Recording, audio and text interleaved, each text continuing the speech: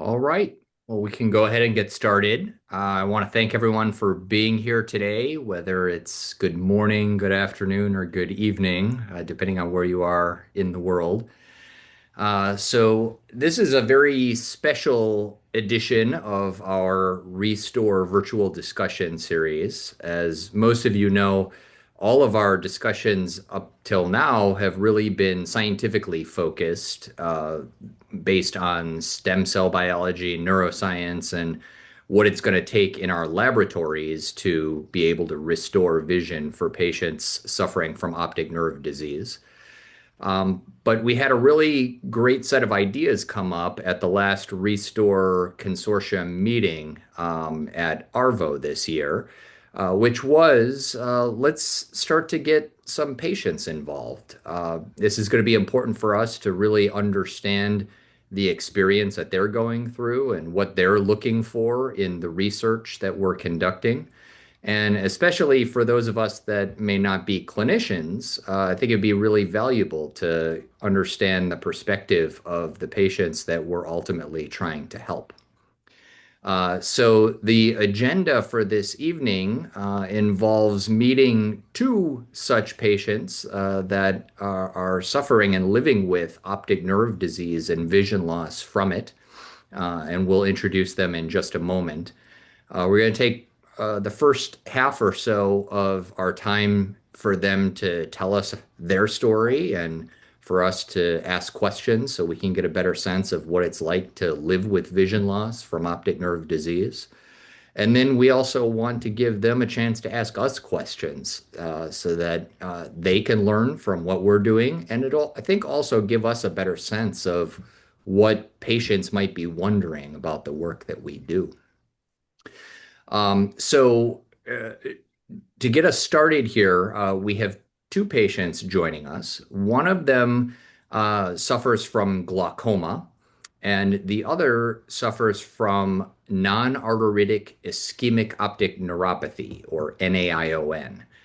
So these are two very different diseases that both cause irreversible vision loss by damaging the optic nerve.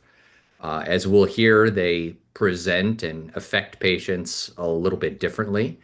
But ultimately, in both cases, there's nothing that can be offered at this point in time to restore the vision that's been lost. And I think that's the shared goal that we're all working on and trying to overcome. So I'm going to start by introducing Dan. Dan is a patient who lives in New York, and I met him several years ago. He is afflicted by ischemic optic neuropathy, and I will also say that he and his family have very graciously and generously supported some of the research that we've done in trying to regenerate the optic nerve. So I appreciate my relationship with him for many reasons, but tonight I think we're gonna get a lot of insight into what it's like to live with that disease. And then to introduce our other patient, I want to first introduce Fleur O'Hare, who is from the Centre for Eye Research Australia. Thank you, Tom, and hello, everybody. We are based down in Melbourne, in Australia, and I have the pleasure of introducing you to Bernie Roebuck. I met Bernie several years ago. Bernie is an active member of our patient advisory group. So, this is a group of people with different eye conditions that sit alongside our researchers and actually help them steer their research in different ways. So, um, Bernie is living well with glaucoma, and I really look forward for you all to meet Bernie. Thank you, Bernie. Thanks, Fleur. Wonderful. Well, thank you both for being here. We really appreciate it. Maybe we can start, Bernie, with you, and you could just take a few moments and tell us your story and what it's been like to live with glaucoma. Thanks, Tom.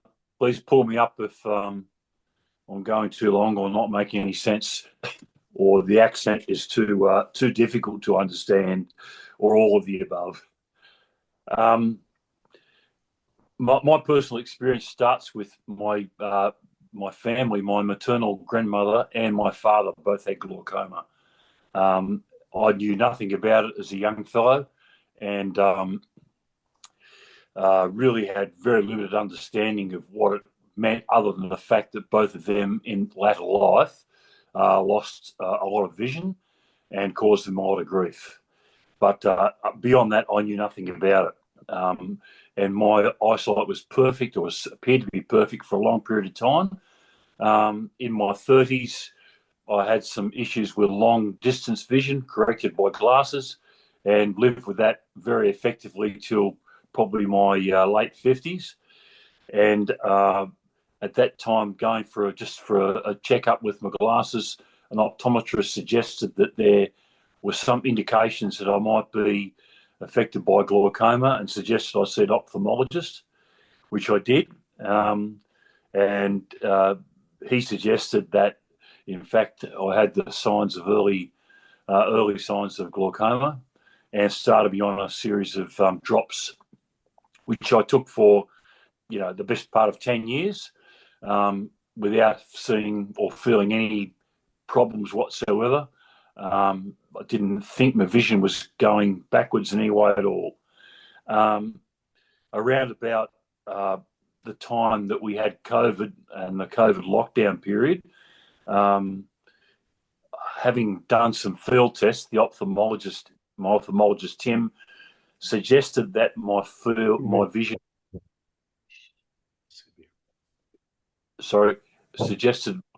suggested my vision was going backwards. I hadn't really noticed it a great deal, but he said the field test suggested that was the case. And we started doing a few other things to try and address that.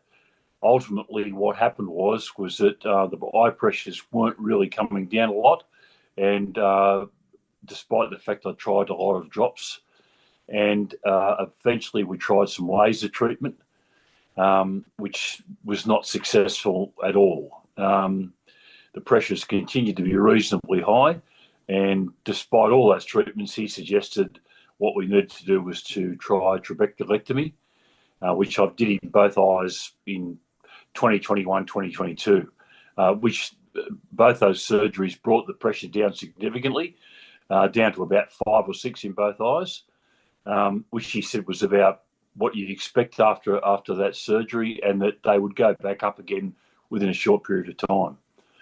But unfortunately, the pressure didn't go up at all, and they remained low for quite a long time.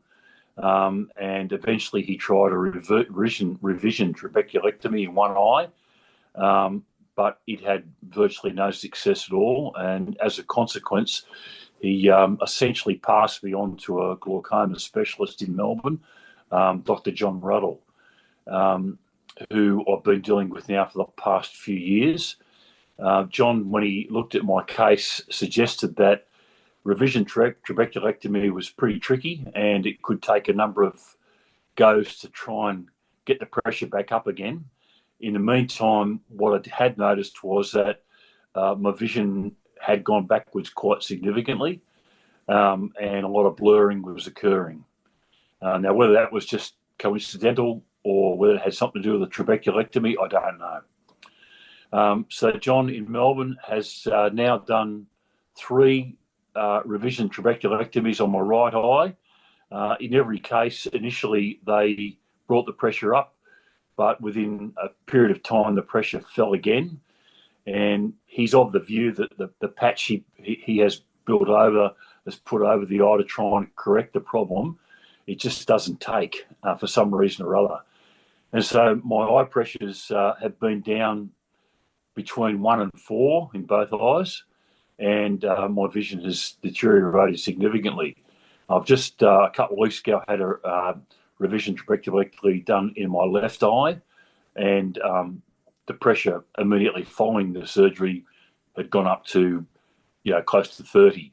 But whether it's going to stay that way, I don't know. So I guess the issue for me now is that I've got, pretty significant vision loss. And I'm 72 years of age. I'm not an old man, but I'm not a young man. And it's certainly had an impact on what I can and can't do. I guess the most obvious thing for me is that driving is an issue. I have been able to maintain a limited driving licence. I might just point out I live about 4 hours north of Melbourne in a rural area. Where I live, there are no shops and no services. I'm half an hour away from a quite large regional city, but I actually need to be able to get there to get virtually anything, including food. So losing a licence is a big issue for me. I'm now, of course, limited to using public transport where I can, which in rural Australia is not a great thing to have to rely on because it's pretty limited. But I'm fortunate that I'm not far from a big regional town, so that's not too bad in some regards. It's made a big change to my lifestyle. I was pretty active with things like sport, and even though I can still do a lot of things physically, things like ball sports are now completely off the agenda, and even watching them now has become an issue. I'm an avid reader, and so I'm sort of now relying on things like an iPad to read, because reading from books has become challenging, particularly small print books. I'm a pretty lousy keyboard player. I'm even more lousy now because it's pretty hard to distinguish between notes at times. And that's frustrating because it's one of those things as you get older that you love doing. Things like fine motor skills involving things like repairing things, woodwork skills and so forth are challenging. And I guess one of the biggest challenges now is things like reading instructions on labels, which are pretty small print at the best of times, but even more challenging when you haven't got great vision. I guess the biggest issue really is the uncertainty of what lies ahead. And in my case, I'm very happy where I live. It's in a beautiful location, but to stay here, if I am unable to get to facilities, is going to be very challenging, and probably will involve some pretty significant lifestyle decisions pretty shortly. So that's essentially the story as it is. I'm not quite sure if you want me to say anything more, or whether you'd like to ask some questions at this point. Wow. Well, thank you so much for sharing that with us. That's that's quite a story. And, as a glaucoma specialist myself, I'll tell you that we're fortunate that the majority of patients, we can take care of their glaucoma reasonably effectively without it worsening. But patients like yourself are what take most of our time and effort and our our heart and soul in caring for people. It sounds like you've had a long course of many surgeries.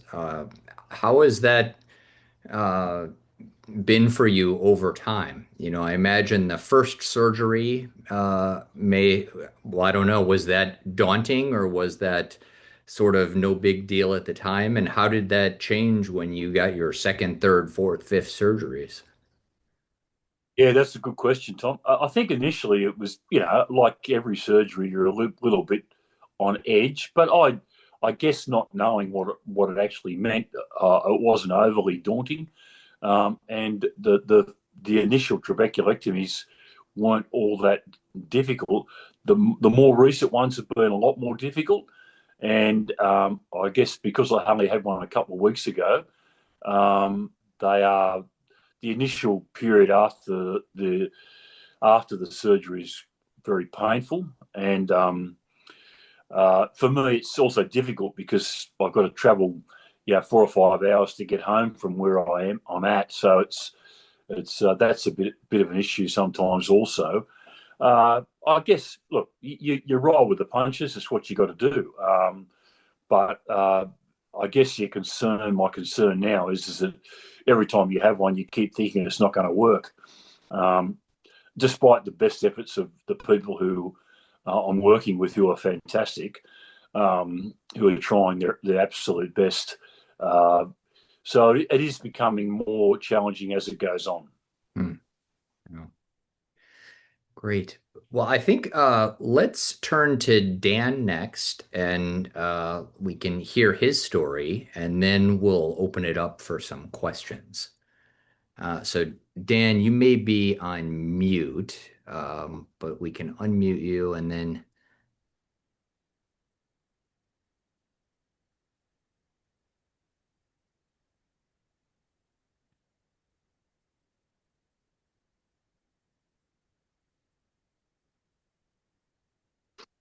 there we go. Okay, thank you. Yeah. So, hello, everybody. Happy to participate and share what I can. I am 67, almost 68 years old. And in June and I had I had lenses, I had glasses. I had relatively good vision until June of 2021.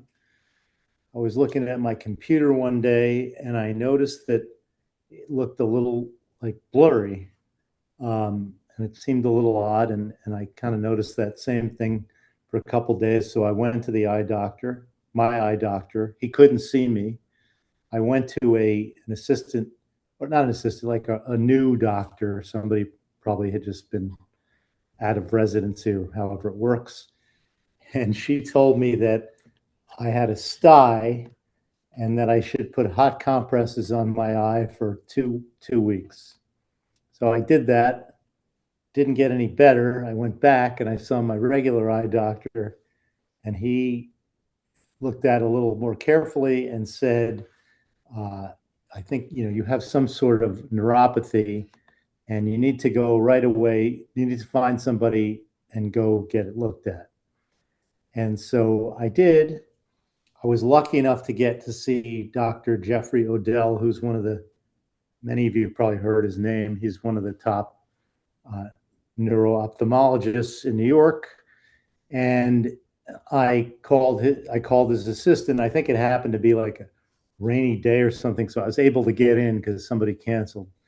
And I called the assistant. I went to him and he examined me and he said, it's funny, my assistant diagnosed you, from just the call when you called in. So said, you have NAION, and he proceeded to explain as much as he could about it. And he said, and I proceeded to undergo a lot of, I saw doctor after doctor after doctor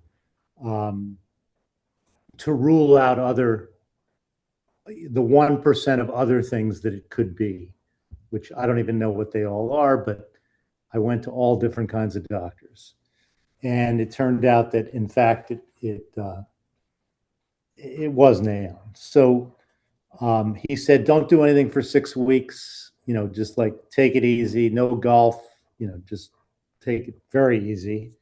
And then I went back to see him, and I guess the swelling had gone down, and he said, okay, you can resume your activities, which I did. And at that point, I actually could see pretty well because my right eye was good. And my right eye was my better eye anyway. So I saw quite well, and I was doing everything. And one thing that he had told me early on was that, they didn't know exactly what caused it.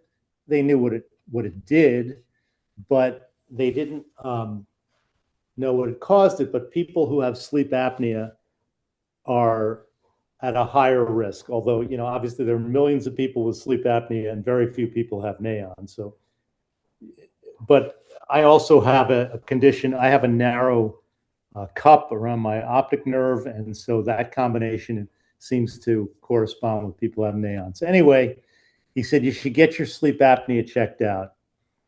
And it's a long story, but to my everlasting regret, I did not get it checked out the way I probably should have. In any event, I go through the summer, I get to September, and soon, this is my 5-year anniversary. So right around Labor Day, um, I was actually at the golf range getting ready to play golf, and I noticed that like I couldn't see the ball off of my club. And I remember it was a Friday, and I called Dr. Odell, who, by the way, had told me that the odds of getting, if you get it in one eye, the odds of getting it in the second eye were 15%. So being the optimist that I am, I figured no way am I going to get it because I got an 85% chance of not getting it. And he said, and if it did happen, it would be within 4 to 5 years, likely. And this is 3 months later. In any event, I can't see the ball. I'm on the golf course. I'm like, this is a little just scary. And so I called him. He wasn't around. He says, go see one of his associates at Columbia. So I got in to see her on Monday, and my vision was a lot worse. Especially my right eye was really bad. And she said, you got neon in your right eye. And that's I've kind of been there ever since. So where my vision is now, it's everything's kind of dark. Like I never really I mean, I can have a nice sunny day, but it's always like I have dark glasses on. I have a lot of trouble with contrast. For example, I don't know how many of you play golf, but if a golf ball, a white golf ball is in a sand trap, I could walk around for a bunch of minutes and not find the ball, even if it's right at my feet. I on my computer, I switch to dark mode, so I use the white. I can see white writing on black, and I can do that on. I can read the newspaper. I can pretty much read everything because I have 20/40 corrected in my left eye. My right eye is like 22,000. So, but 20/40 corrected in my right eye, but it's also, like I said, it's a very dark. I do have some color blindness. Um, I Dr. Odell said that I could, if I wanted to drive, I could go to he recommended that I go to a physical therapy or an occupational therapy place and get a test. And if they cleared me, then I could go get a driving test. So I did that, and they cleared me to drive. And at the beginning, but at some point, I just couldn't see the signs on the road. And, I can drive if I know exactly where I'm going, but if I have to look at a sign, then it's a real problem. So I've stopped driving. My wife, who's sitting off camera, as I drove for 30 years, and now she's driving the rest of the time. I am very much hoping for a reliable self-driving vehicle because that will definitely solve a lot of my problems. I use a lot of Uber, and unlike Bernie, I actually moved to a town that is very self-sufficient, at least in the summer months. So I can pretty much walk or ride my bike everywhere, which is really great for me because it makes me self-sufficient. I don't have to, get rides everywhere. But I live in South Carolina in the winter, and we're in a gated community, and I can drive a golf cart, so I can drive around all over the place in the community, but I can't really go outside because I can't drive out there. Plus, I don't really know where anything is because I've never driven there. Um, so some of the things that I can do and I can't do. Um, I play golf, which I enjoy. I have to have somebody spotting for me because I have no clue where the ball's going. Um, I I use a simulator to practice with, which is great because I can see the ball. I basically like adjust for my condition. I'm able to do that. I have some devices that I've bought where I can like watch TV or go to a sporting event and I can see better. I can't see the way I used to. I'm a big sports fan. It's hard to follow the ball on TV, but I do my best. I listen. No, like Bernie said, no racket sports, no hand-eye. I was a tennis player growing up, so I started playing pickleball. I really loved that. I can't do that anymore. And in fact, I've been trying to get some engineering school to invent a pickleball that you can hear. I haven't persuaded anybody yet. And apparently there's a tennis ball you can hear, and they have a blind tennis league, but I haven't been able to find it, even though it was written up in the Wall Street Journal at some point. I listen to a lot of books. I listen to podcasts. I work a lot. I'm in the summer camp business. I also I go rollerblading and I ride my bike, which I can do. I just rode 180 miles in the Pan Mass Challenge, but I don't ride on roads where there are a lot of cars. Or like in the Pan Mass Challenge, the streets are kind of clear. It's to raise money for cancer research, so it's pretty safe. Um, but I rollerblade down in South Carolina because we have some good sidewalks, and occasionally I hit a bump, but I'm reasonably agile. I've been skiing a few times. Um, I did try to race this year, which was sort of stupid because I hit the I I basically went around the first four gates, and the fifth gate hit me in the face. Um, but I try to do like whatever I can. And the other thing that's really hard for me is facial recognition. It's very difficult, like walking. Like, I just can't recognize people's faces the way. Not that I was ever very good, but I'm really bad now. Like, you could be staring me in the face and I might not be able to pick you out. A lot of people who know me, they're nice and they'll tell me who they are before I walk in, but that does make it somewhat tricky meeting new people and stuff like that. Um, so I'd say that's kind of it. Did I leave anything out? I have my wife here. She might know some things that did I leave anything out? I was pushing you to get a second opinion, which is how you Oh yeah, Dr. Johnson. right. Well, that's a whole nother story, which you don't really need to hear. But yeah, the reason that I met Tom was because all my family, they didn't believe me, so they wanted me to get a second opinion, and I knew I didn't need one. And Dr. Odell sent me to to Wilmer, and of course they told me I had an A on, but we got introduced, and that's what happened. Yeah. So that's my story.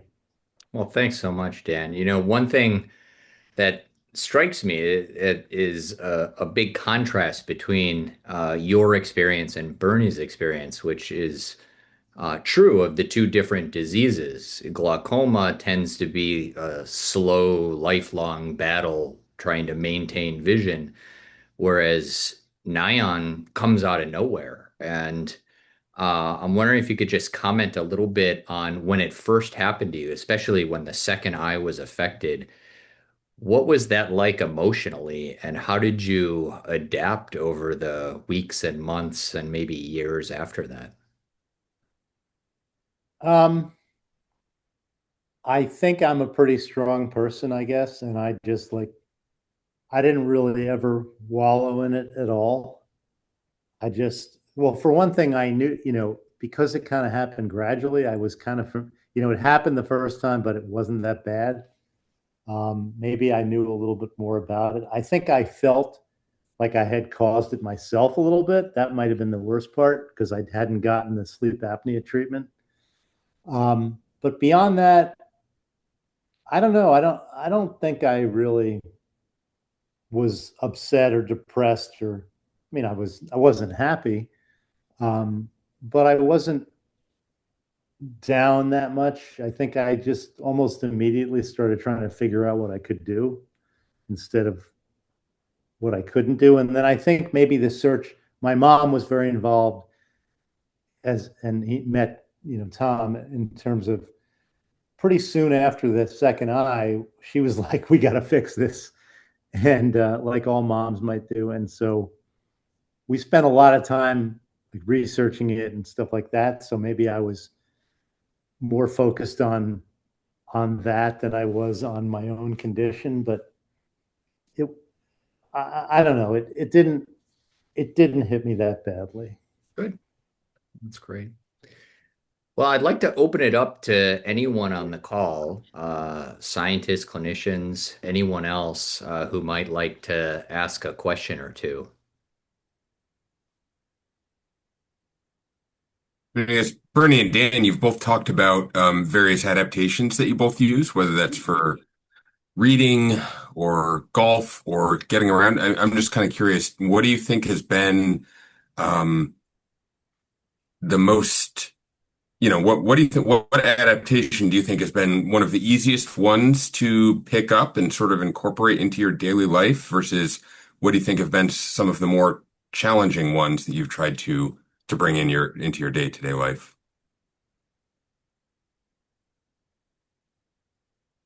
Do you want to go first, Bernie? Or you want, I can Yeah, go, you go, unless you guys. want to go. Go ahead, Dan. Okay. I think the easiest one, although I'm really I'm kind of a techno spaz, but the easiest one was the dark mode feature on my computer and my iPad and my phone. That just changed everything because I literally can't see like a spreadsheet or a document, although I've adapted, but that was number one easiest. I would say number two is Uber, um, which has been a godsend for me. Um, those are, those are probably the biggest helps to me. Anything that's been recommended that didn't work very well for you or you found challenging to pick up? Some of the technology is limited. Um, I have these, I can't even remember the names of them. I have these devices that go over my eyes and they blow things. Basically, they blow things up, but they can't really focus them. And they're not as good maybe as I would hope they would be because there's only so much I guess that they can do. By the way, one other thing I forgot to mention about um, limitations is travel. I like to travel a lot, and I can't always see everything that everybody sees if they go to see whales or whatever that stuff like that. But yeah, I would say that the quality of the devices isn't all that good. Okay. Thanks. Bernie, Yeah, what's worked for you? look, without doubt, to me, the two things that have been the biggest help have been a Kindle reader, so I can read books. I can blow the font up to whatever size I really need.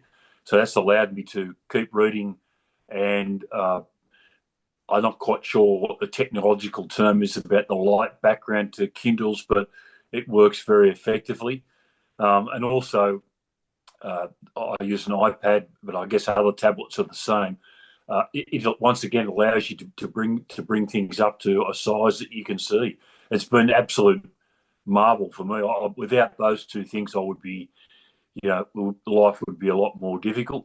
And things on an iPad now, I can put sheet music on the iPad, and so I can play keyboard with that. So it's been fantastic. And I guess Dan said something a minute ago about trying to concentrate on what you can do rather than what you can't do. And I think that's a wonderful philosophy. And that sort of helps, I guess, in your daily life as well.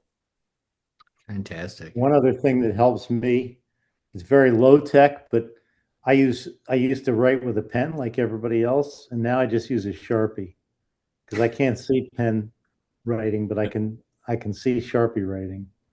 Yeah, that's great. But my wife hates it because she's always worried that I'm going to write on the furniture. Yeah. Fantastic. Pete? Hey, Bernie, Dan, thanks so much for sharing. Pete Williams at the Center for Eye Research here. So I had a question that was similar to Matt, so I'll build on that and then I'll ask a second question so you can think about it. We can have some dialogue. So the question that kind of ties into what Matt asked is, we talk a lot in the research community and you see in the papers these really big, huge advances that you want, whole eye transplantation or something. But what I really want to ask is, I'm a pragmatist, so I want to know, is there something small or something reasonable that we could fix for you today? What would that be? What would be the most, biggest bang for your buck? I think would be the way I describe it. So have a think about that. And the other thing, my bigger question then for discussion is, and relevant for both of you, is if you had a family member or a friend who was diagnosed with your condition today, what would you want to tell them that you didn't know at the same time?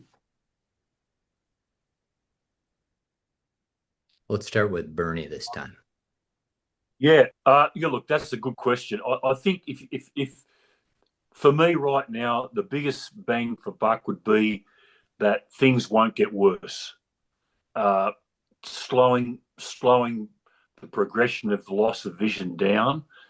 In a perfect world, restoring your vision would be fantastic. I know that's unrealistic, but slowing it down to a point where it's manageable.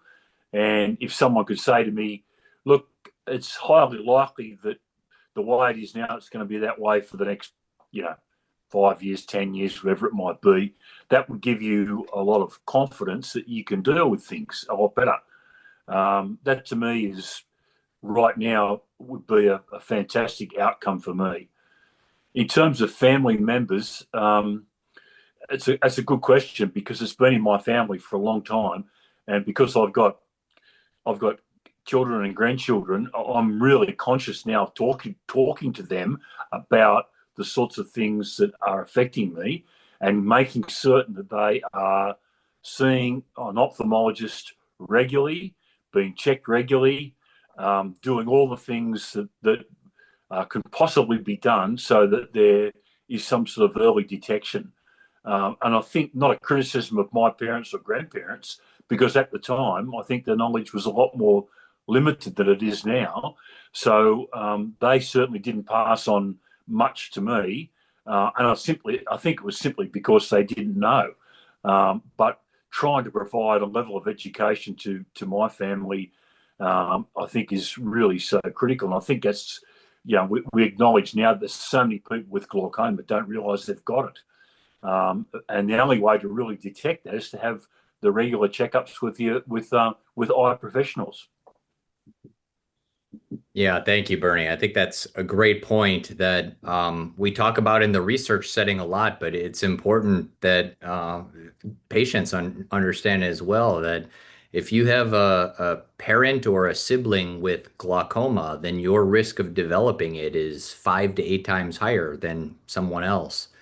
And like you said, in the early stages, it's barely, if at all, symptomatic. And so, if you want to catch it early and prevent vision loss, getting tested by the ophthalmologist is really the only way to have it done. Yeah, thank you for that. Dan? I guess, well, first, it's a very, obviously we're in very different positions. Like you said, mine condition came on overnight and couldn't be reversed. So I don't think about, whether kind of how much worse it's going to get. My understanding is that what I have, the only way that I would get worse is if I had another incident. And hopefully that won't happen, but I really can't control that. As far as what I would tell people, I would just tell them, kind of what I said about, I'd tell them about the tools that I know about, and I tell them about the things that you can do, and encourage them to just do the things that they can do and to take advantage of the technology that's available. And I'd also tell them that there's all of the people on this call that are really making a lot of progress, and that to hang in there, because I feel confident that it will not be that long before there is viable optic nerve regeneration. As far as like the one thing that would, I think Pete said this is for later, but the cat's out of the bag. I would sort of, what's the one thing that I would want to happen now? I mean, I guess I'll tell you what would mean the most to me.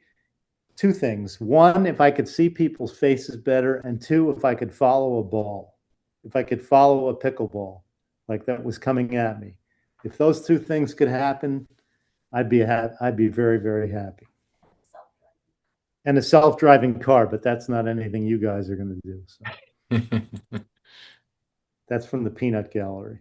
That's right. And selfishly motivated, she says. Anyone else among the scientists on the call with questions for our guests?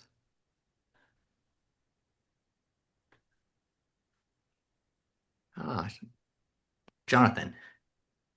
Yeah, hi, and just thank you to Dan and Bernie for sharing your story. Really relating to Bernie's comments about getting the family screened, I think this is critically important, as we all know.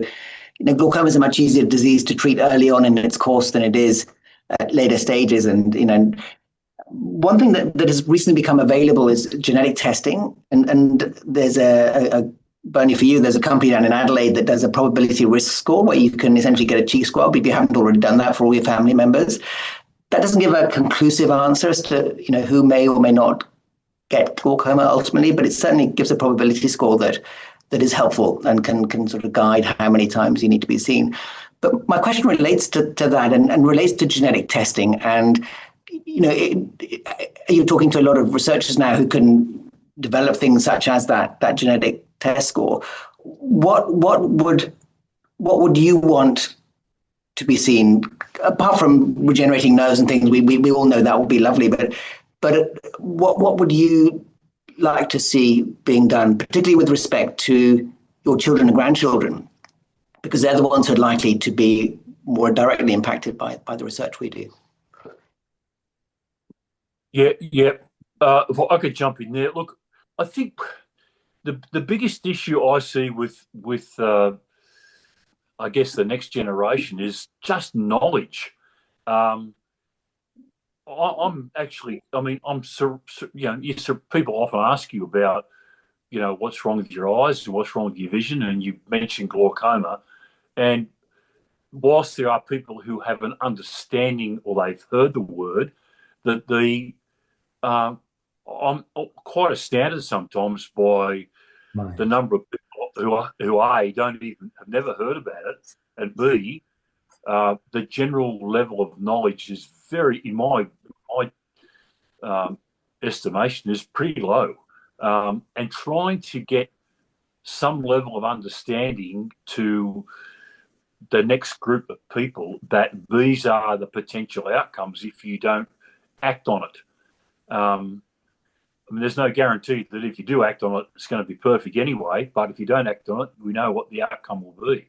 But I think there's an education process here there's a lot of things going on in the world. I understand that, but trying to get some sort of level of understanding of what it all means to certainly to my kids and to my grandkids and people of that generation is really quite critical. Because I think as a lot of you have already said, if you can get in there early, it can make a big difference. But I think it's just, I'm not saying people are casual about it. I just don't think they really know enough about it, if that makes sense. Thank you. Brad?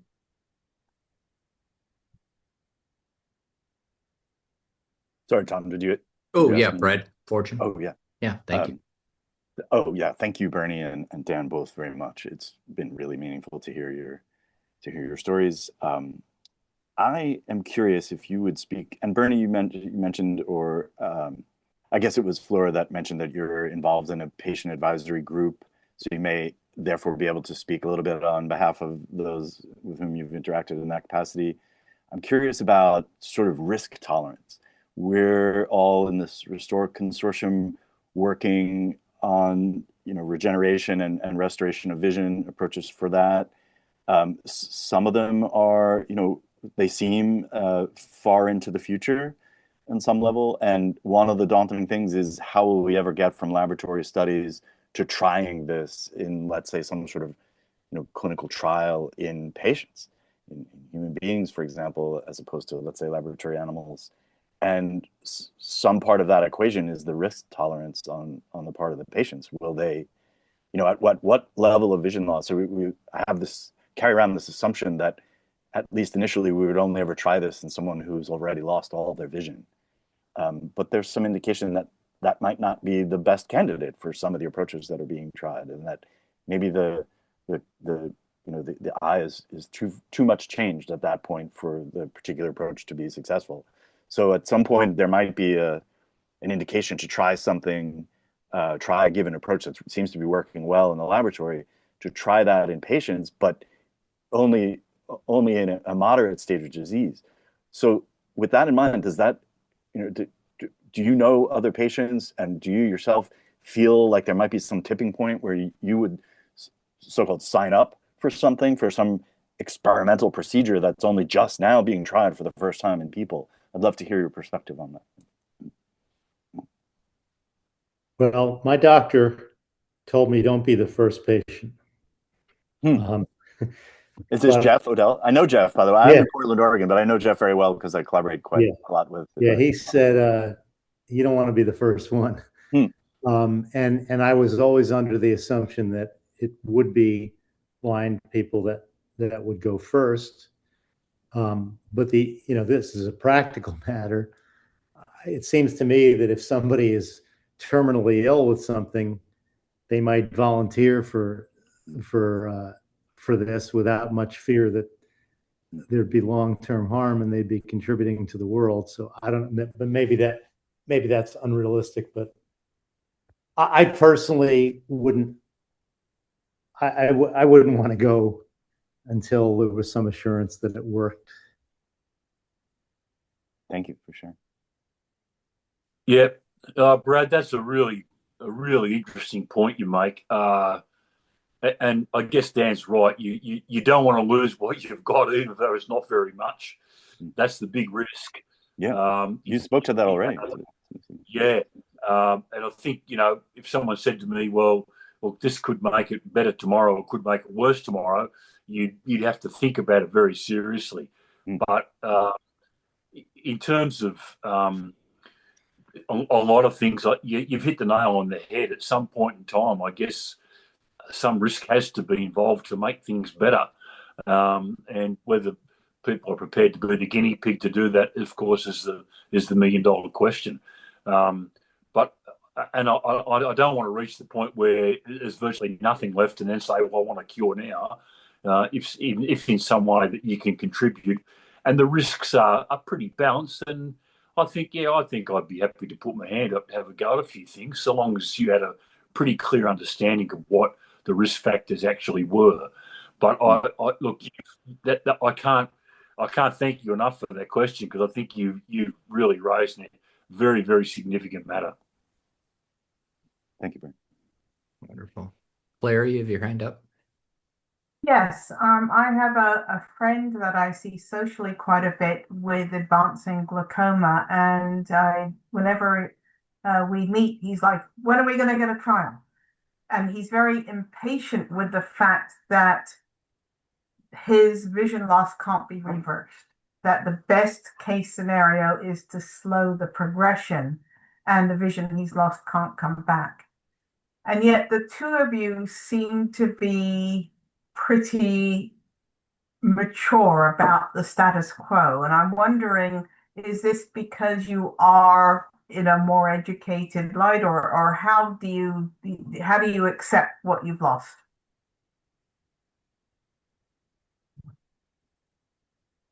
Well, I think I accept it because maybe I understand what's happened. People always ask me, what happened? And I explain, look, my eyes are fine, but there's a cord that goes from the retina to the brain, and it consists of a lot of different pieces, just like, a telephone wire or whatever. And a lot of those pieces are dead. So I just kind of know what it is. I know what I've got. And I also know how daunting it is to regrow nerves because I've been aware of spinal cord research for 35 years probably. So it's I don't know, maybe just that I don't know who this, your friend is, but I just accept that that's the science, that's what it is.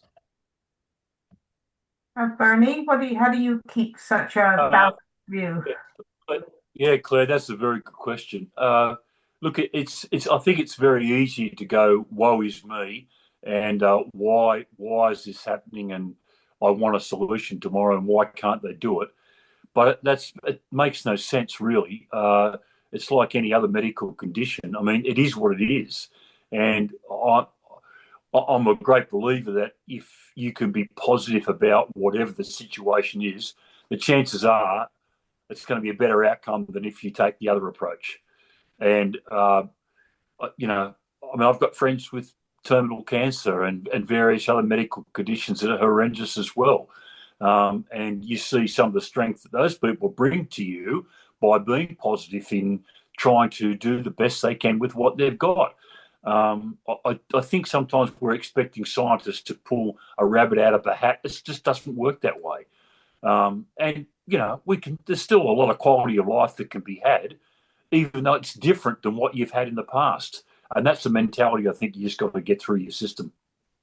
Well, that's encouraging. My friend is a patent lawyer, and maybe American lawyers are much more, impatient than the rest of us are. I don't know, but thank you for your views. Well, I'm just so you know, I'm a lapsed American lawyer. Okay, but you've recovered. You're a I'm a recovering. recovering lawyer, exactly.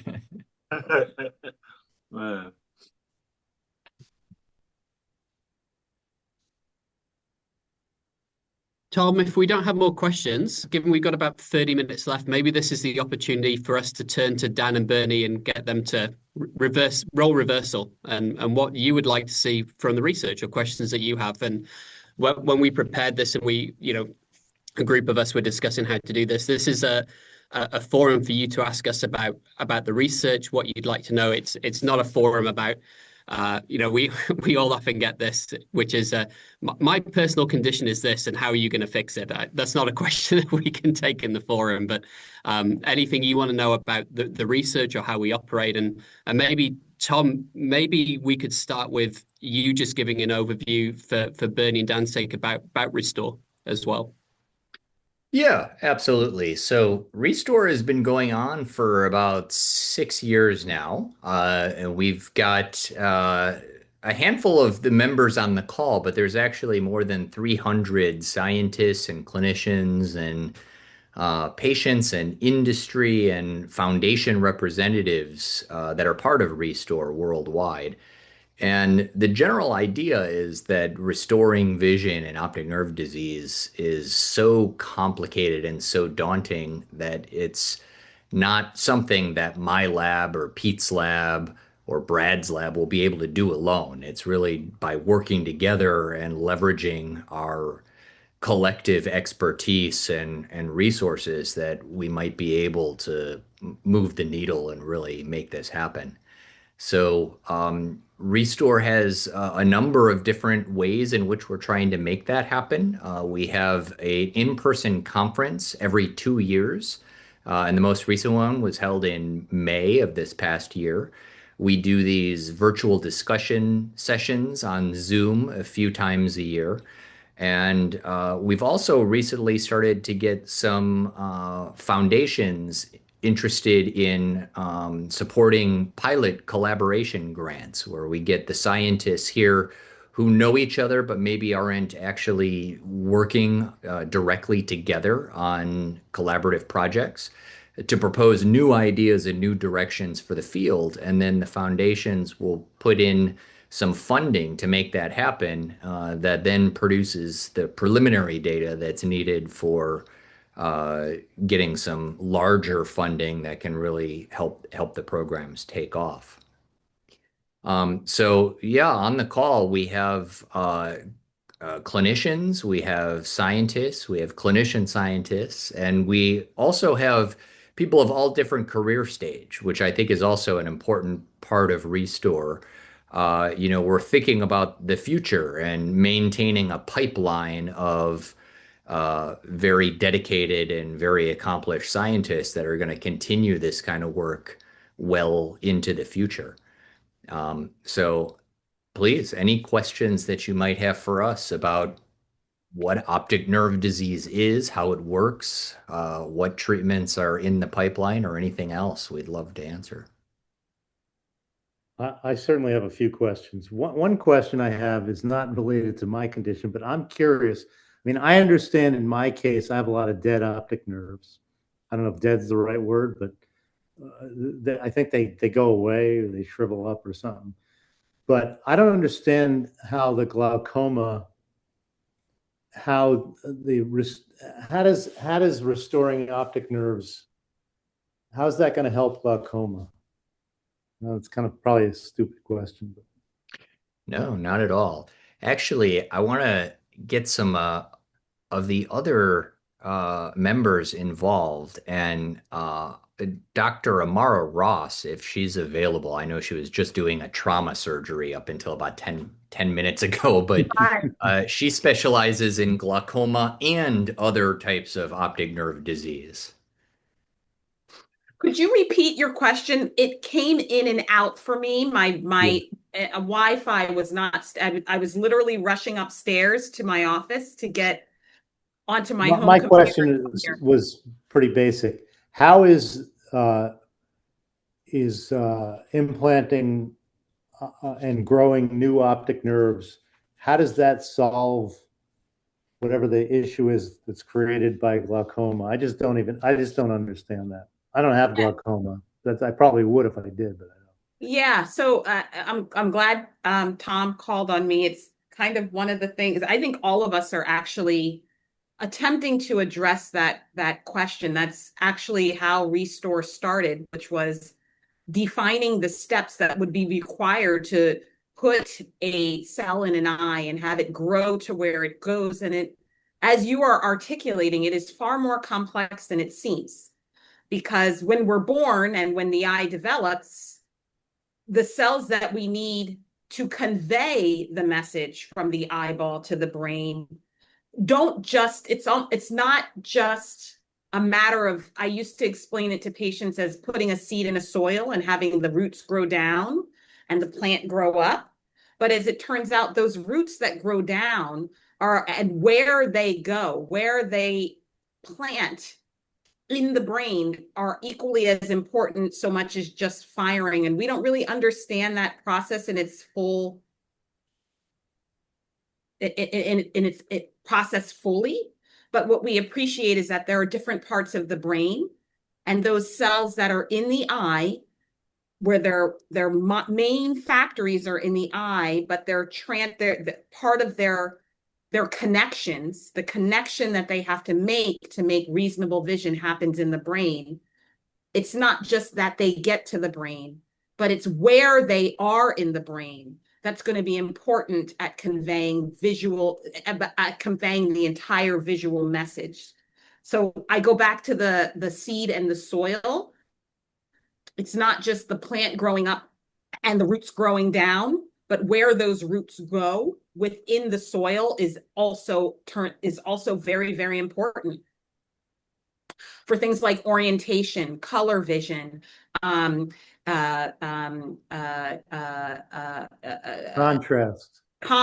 Thank you. All of the above, all of those locations, lightness and darkness, right? Thank you. Yeah, all of the things that we don't appreciate, that's integrated. That if we were going to regrow it, that doesn't mean it's not impossible to do. It just means that when patients ask me, when can you put this thing in my eye and have it grow and restore vision? I think some of the questions that we as a group of scientists often grapple with is, what would that vision look like? It might not be like the very first success might not be, I'm recognizing Tom Johnson's face. It might be I'm seeing light. It might be I recognize the difference between day and night. It might even be I see 4 pixels of motion, and we've seen this in multiple articles that have come out where we're attempting to restore vision in things like AMD, age-related macular degeneration. And it turns out that this is not a question that I only get from patients with glaucoma. Those cells and the connections to the brain die in multiple different types of diseases, which is why Tom sort of highlighted, I'm a glaucoma specialist and surgeon, but I also practice neuro-ophthalmology, and I see patients that have lost vision rather acutely, and in a different way. So, for example, I might have a patient that suffered multiple sclerosis and optic neuritis that recognizes faces. But boy, if you're a radiologist and you can't do contrast, that is debilitating. So they may see the letters on the screen, but they don't appreciate the contrast that allows them to do their job. So vision is just, it's so much more robust than what we appreciate, even when it's lost.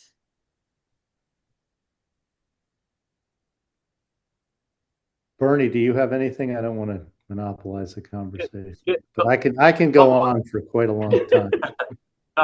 Tom, I guess this is a little, not so much a question, but perhaps a comment. And one of the challenges that I have found related to research and the whole gamut of things is trying to get my head around a lot of things. I mean, I've done a lot of reading, looked at a lot of videos, I watch a lot of podcasts, all the stuff that goes on, and all the work that you people do is just, blows me away at times, and it's been incredibly helpful. And there are lots of good support structures out there now. But one of the challenges constantly that I find is just understanding how things work. And I had no understanding how complicated a beast the eye was.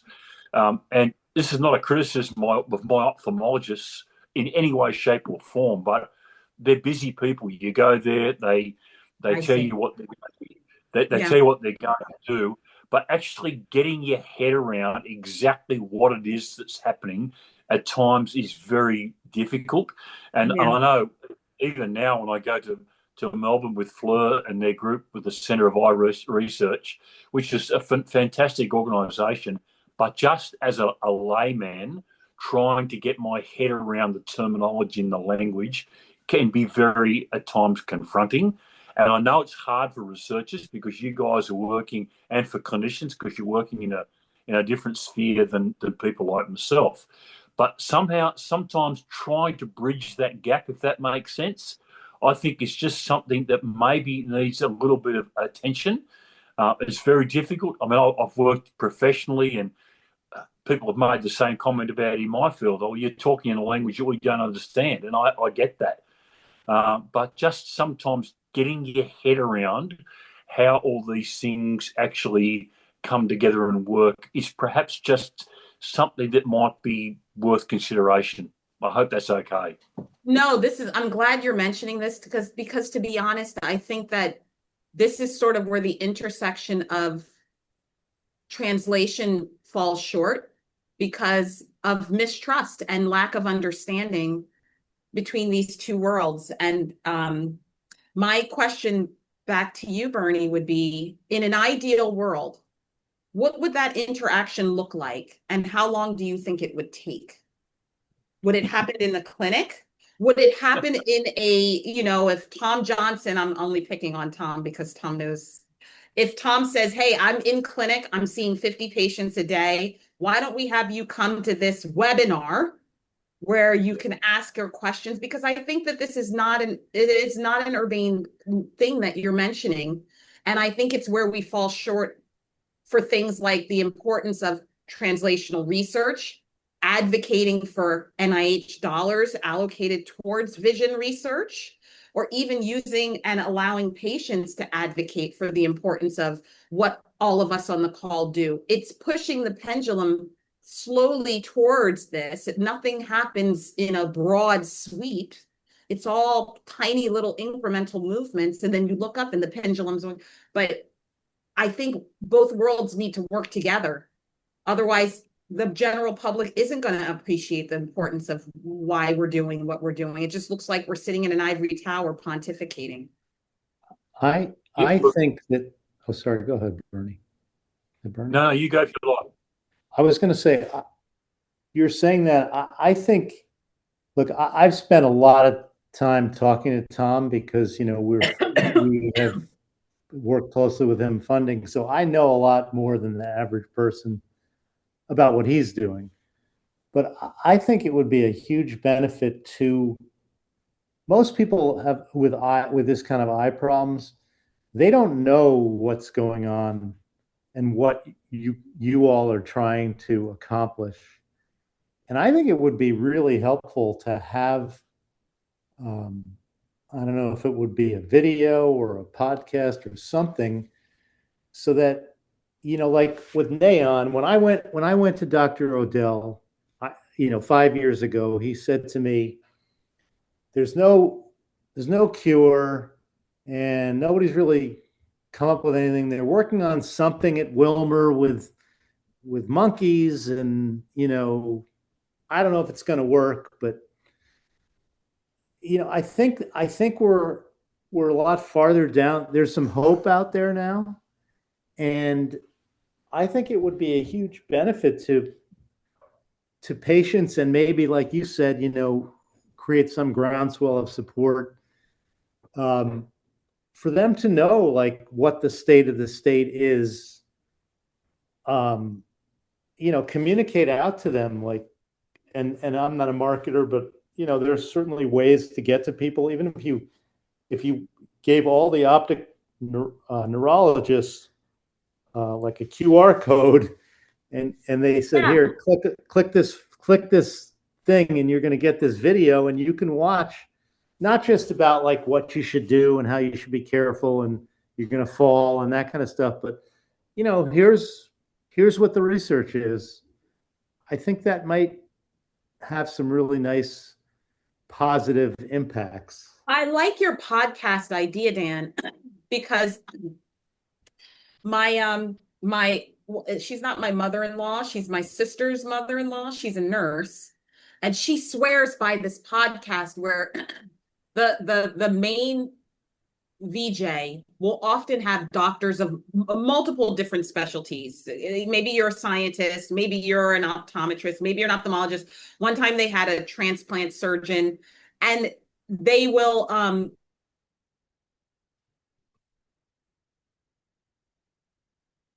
ahead of time by patients, and it forces the invited guests to put things into very clear and understandable terminology that moves us on and on to the next question. So I like that idea. I also I participated when it was in Philadelphia, but I believe the Glaucoma Research Foundation does like a patient day. And it's a full day and a half conference where they'll invite scientists, clinics, like minimally invasive glaucoma surgery. I know that they asked me to talk about neuroprotection when it was in Philly. And then there were other people talking about multiple different things that you might have heard in clinic. But then it forces they didn't allow you to do a huge PowerPoint because they really wanted the one-on-one town hall kind of question answer. And so that's one other forum that comes to mind that would be helpful for connecting patients like this. And then the final thing that makes it a little easier are webinars. I have participated in webinars where there has to be someone else who's VJing it. It can't be the speaker. So I would speak for 15 minutes about what is glaucoma, or what is neuroprotection, or what is a retinal ganglion cell, or whatever. And then the rest of the time would be allocated towards questions that came in through the chat. So those are 3 areas that are potentials. But that's why I turned it back to Bernie, because I think all of us on the call that do science, see patients, or do both have ideas, but really it's got to, what would be best for the patient? What would be the best for the patient, understanding that our demographic and age range can range between very young to very old. Yeah, look, it's a very good point you're making, and I guess one of the frustrations for patients is sitting in a waiting room for hours getting in to see someone, and yet we're asking to spend even more time with patients so that they'd be waiting even longer, which makes no sense. And we have to be realistic about what someone can actually do in a limited amount of time. Right. Can I just give one example? I recently had a pacemaker defibrillator replaced in my body, and my cardiologist, who I get to see for 2 or 3 minutes normally because he's very busy, sends me an email with a 3-page plain language, I thought was plain language description of what the process would actually be. Now, that's very difficult for a lot of processes, so I understand that. But sometimes trying to put it in a language that people from, as you correctly say, from 5 to 95 can understand is challenging. But I think there are some good examples out there of where those little things, look, take this away, Bernie, and read this. Or as Dan suggested, here's a QR code to link you to a video that will give you some more additional information, because it's unrealistic to expect researchers or for clinicians to spend inordinate amounts of time with every single person. That's just not possible. Absolutely. Absolutely. Yeah, thank you for raising this point, Bernie. I think it's incredibly important. And there may be a real place here where RReSTORe could contribute and create some more or better outreach for patients to help them understand. As Mara had mentioned, there are some foundations and groups that do some patient outreach, but as far as I can think, they're all disease specific. Yeah. Which is, the glaucoma's got several good ones. Bright Focus Foundation does some webinars, the Glaucoma Research Foundation, the Glaucoma Foundation. But maybe that leaves patients like Dan out in the cold unless Nanos or some of the neuro-ophthalmology groups have NION. So I wonder if RReSTORe could create some sort of patient advocacy, patient education group that merges across the optic neuropathies and really focuses on the problems, not so much that are unique to diseases, because I'll say, being a glaucoma specialist, the vast majority of information that's discussed in these forums for glaucoma patients is how to take your eye drops, what the surgeries are like. But we could focus more on how the vision loss affects you, what the research is that we're doing, what the process is for how the disease is going. I mean, a lot of my patients with NAION or NION, however you want to, are worried that it's going to happen in their other eye. They're worried, is it going to happen in the same eye? They're worried, is it going to, if they get something on top of that? A lot of patients have said, hey, if I have glaucoma and NAION, or if I have optic nerve head drusen and my pressure is 20, what does that mean for me? And the reality is, a lot of us don't know the clear-cut answers to those questions. I could, it's not a clear-cut answer, but I think it can be explained in a way that would make it a little more digestible for you to understand the pathophysiology, or why this is happening, how it's happening, and maybe allow you to put some things into place for what that vision loss looks like Tom's saying, what's available once the vision loss occurs, that's beyond translational and implanting retinal ganglion cells, but things like low vision or AIDS, or areas where you might struggle, things that people have said in a low vision context that actually helped. Those kinds of things. I think I don't get a lot of time in either of my clinics to do that, but I kind of wish that I did, because I've learned so much from patients that have been impacted with these diseases, and little tiny fixes will say, oh, hey, Dr. Ross, look at this app that helps you find medications. And it's all, I didn't know about this stuff. I wouldn't have cause to look for it until they showed me. And now I wish I could give it to other patients. So you're absolutely right. I think that there's forums for not just glaucoma, but other things that might be more applicable across neurodegenerative diseases or low vision in general. Yeah, absolutely. Before we go to Matt, Kim Gakowski, are you on the call? She's on. I don't know if she's available to speak. I was going to see. She's also a neuro-ophthalmologist at UC Irvine, and I just wanted to see if she had anything to add. Matt? Yeah, I guess I guess Bernie and Dan, I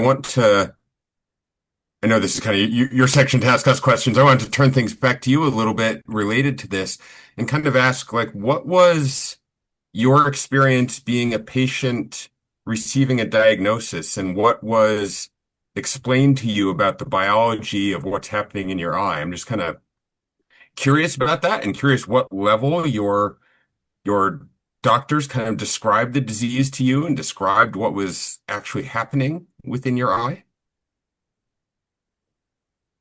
Well, I was lucky.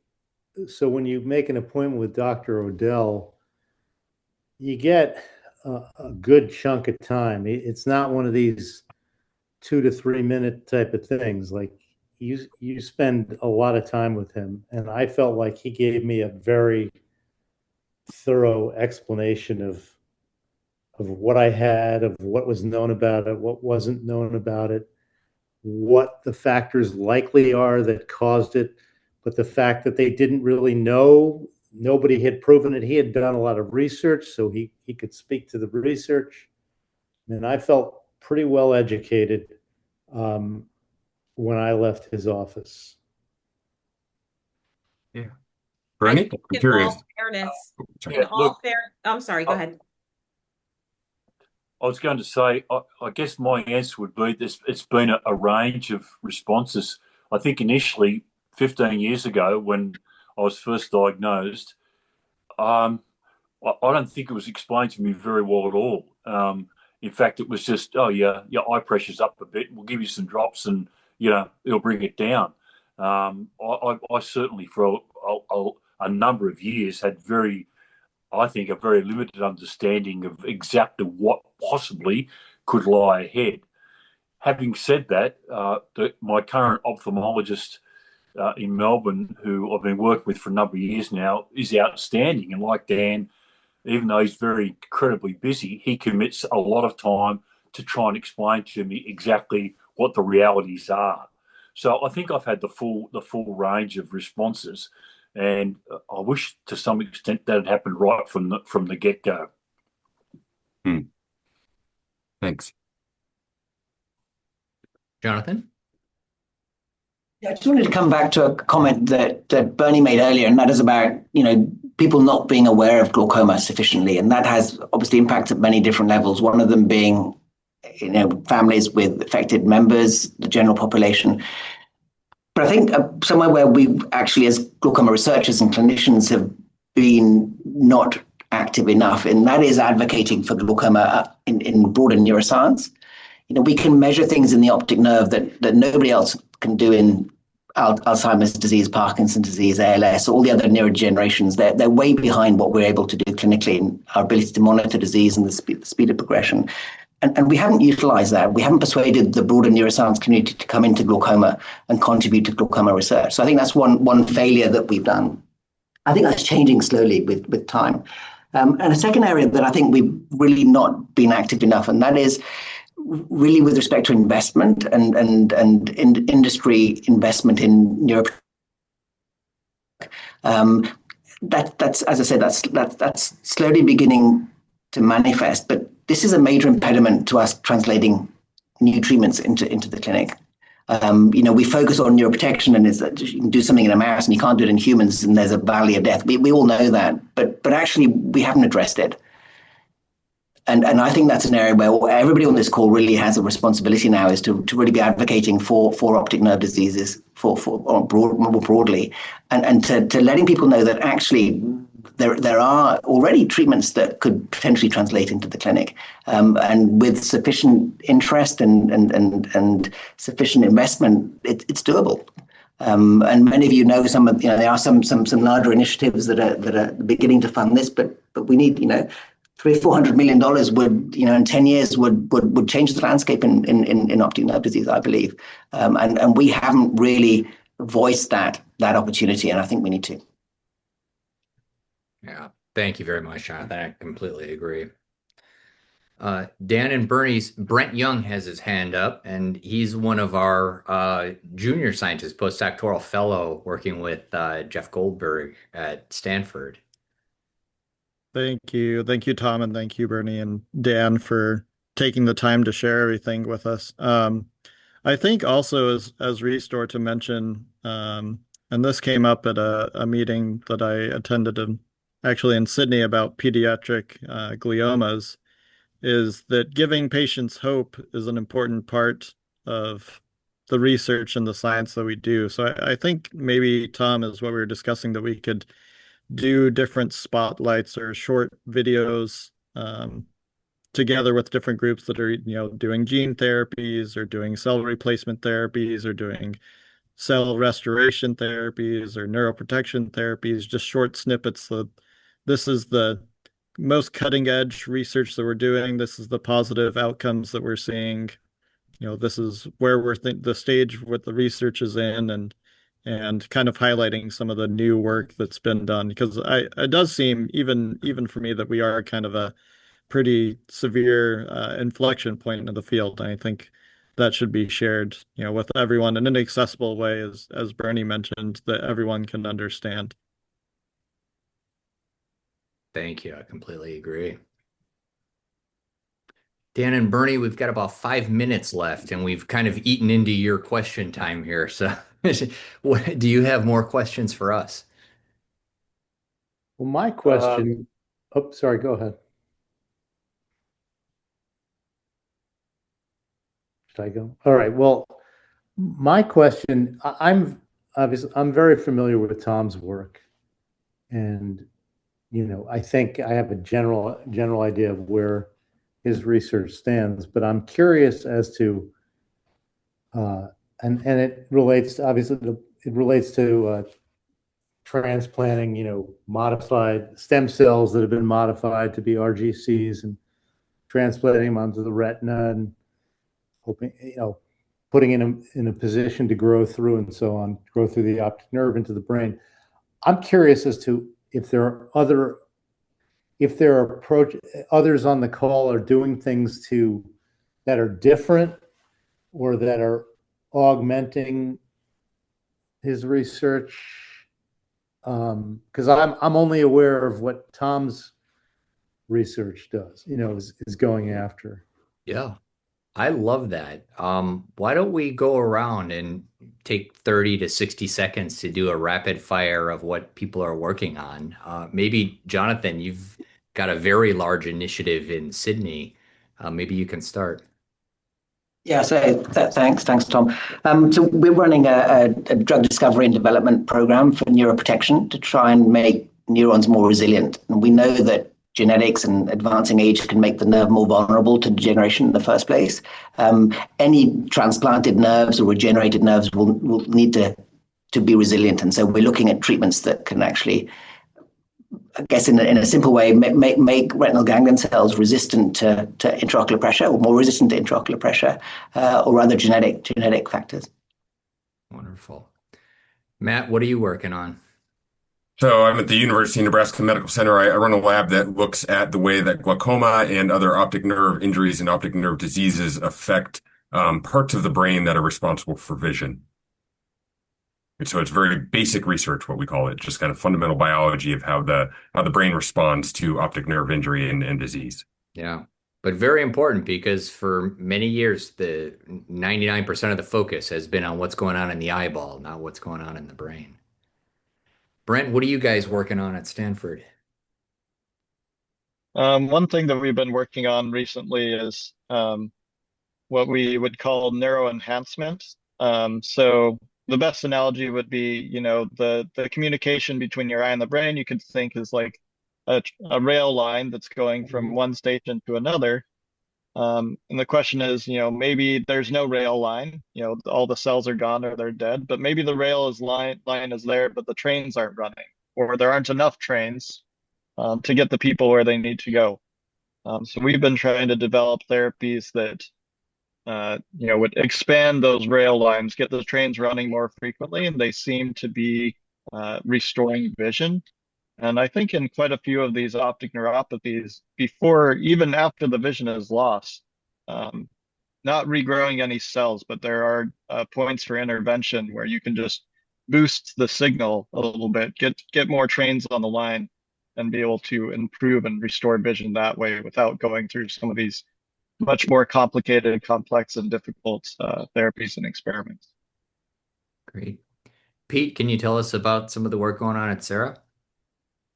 Yeah, absolutely. I think the biggest thing, this comes back to Bernie's point about can I arrest my vision where it is and not make it any worse? I think that's a point where we're probably dangerously close to being able to do it. So one of the biggest areas we've been working on is a neuroprotective trial using nicotinamide, which is a form of vitamin B3. We've had 4 successful phase 2 clinical trials that involves a number of people on this call, including Johnny and Sung Soo, and I'm looking across the names. We're in our really big phase 3 clinical trial now, which is well over 1,000 patients. That's across Australia, Singapore, the UK, and Sweden.